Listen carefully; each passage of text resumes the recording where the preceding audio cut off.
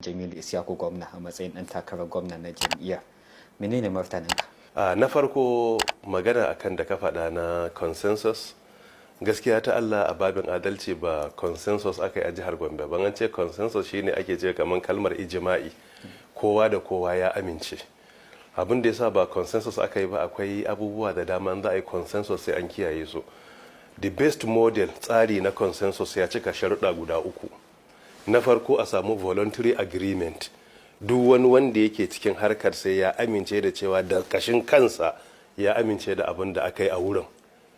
Na biyu a samu abin da ke cewa inclusivity representation, ya zama dukkan wani mutum ko bai wuri physically sai an turo wakilinsa da zai wakilce shi, ya zama abin da aka yi ya amince da shi.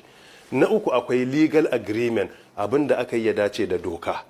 So dukkanin guda ukun nan babu guda ɗaya da aka cika bari ya zama an samu consensus. Wanda ya fi hatsari shine legal agreement, abin da aka yi ya saba wa doka ta Nigeria Electoral Act 2026 section 84 subsection 1 da section 87 subsection 1.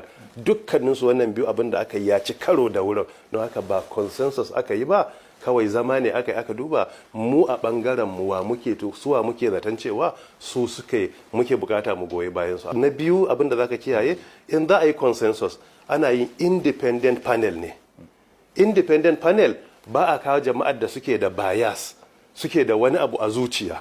So misali yanzu akwai wadanda kafin aje an kira wasu an ce za mu yi meeting din consensus, amma a waje kazawa da muke so, waje kazawa ne, waje kazawa ne tun ba a fara ba. Dokar zaɓe ta Najeriya ta bada da ta yi tanadin yin wannan masalahar da kuma zaben ya tinke wato direct primary.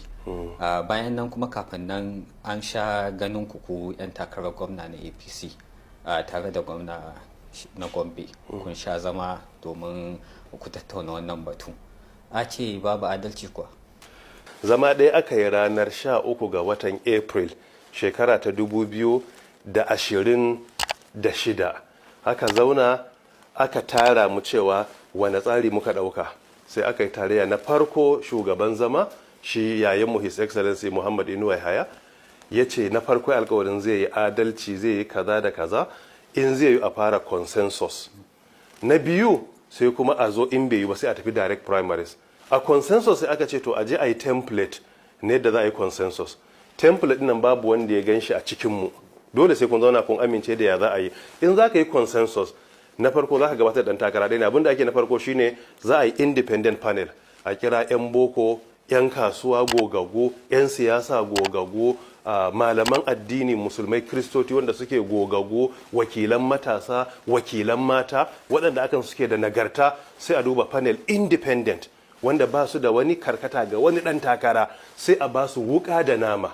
Ba zai yiwu ya zama in ni zan shugabanci zaman consensus zama a zuciyata ina da ɗan takarar da nake gaya mutane a ɓoye cewa wane za a yi, to bai zama consensus ba. Ana cewa duk ba a yi waɗannan abubuwan. Gaskiya ta Allah ba a yi su ba. An ga a gaban mutane aka fito aka sanar da wannan zaɓin, ba wai ɗaki aka shiga aka fito aka sanar wa 'yan jarida ba. A ce ko ba a ɗauki mutane an tafi tare da su ba. Babu kokwanto a ci wanda ba samu zaba, akwai wanda an gayyace su, akwai wanda ba a gayyace su ba. Daga cikin wanda aka gayyata, na farko akwai wanda an gayyata aka ce ran litinin za a yi, kuma aka turo gayyata ranar juma'a da yamma zuwa dare.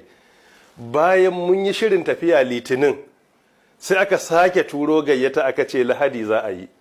Muka sake warware tafiya lahadi, muka yi shiri za mu tafi ran lahadi tunda a dare ne.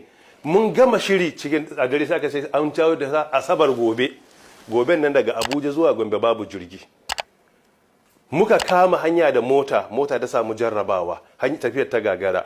Muka zo muka rubuta cewa an ba mu notice ɗan takaitacce da bai wuce awa kusan ƙasa da 20 ba zuwa lokacin da muka gani. Mun kama hanya tafiya ta bata yi ba, ga message a rubuce cewa in dai zaman da za a yi ci gaba ne na zaman da aka fara kwaya ɗaya da aka yi na consensus.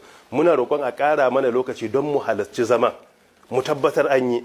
Aka mai da zaman aka yi asabar, aka mai lahadi, ba wanda ya gama da za a yanke hukunci ran lahadi.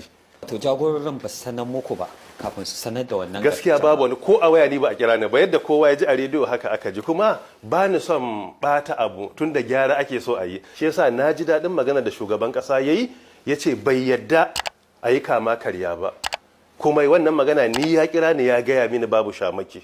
Na biyu, shugaban fati na ƙasa Professor Nantawe ya ce bai yadda a yi kama karya ba, in akwai mutum ɗaya da ya gaba masa adalci ba kuma ya cika sharɗa za a je a yi direct primaries da shi. Wannan abin da suka yi sun cancanci a yaba, kuma abin da muke yi ba so muke a ɓata ba, so muke a yaƙi zalunci, kuma zaluncin nan ko mu ya yi favorin za mu yaƙe shi, ba sai wai ya zama ya yi favorin wani ba. Kowane ne, ba ma faɗa da mutum ɗaya a harkar nan, kowane ne muna faɗa da zalunci. Fesa Fantami, da a ce kai ne ka samu wannan amincewa ta hanyar masana'anta masala, za ka ai da ce maka ba maslaha ba ne, ba ni son faɗa, amma abin da aka yi coronation ne kamar naɗi ne, ba za haka ake yi ba. Ai na gaya maka ka'ida, yanzu ta za a yi consensus a ka'ida. Listen, fom misali na gwamna guda 3 ne a sani na aka mallaka, iya kwaya ɗaya ne yake wurin, masu guda 2 ba sa wurin, kuma ba wanda doka ta yadda ya zo table na consensus sai wanda ya mallaki fom yake da expression of interest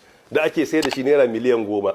To guda 3 ne, ɗaya fom ɗin na wurin a lokacin ma ba a ba wani ba, waɗanda suke da guda 2 mallakar kansu ba sa wurin. Idan aka samu consensus, duk wanda baya da expression of interest zama baya cikin consensus. Amma asalin shiga takara, ciyaman na fati na ƙasa ya faɗa, shine wanda ya cika fom ya mallaka dole sai ya rubuta in writing. To mutane 3 abu ya shafa, sai zama ɗaya ne yake wurin, 2 ba sa wurin.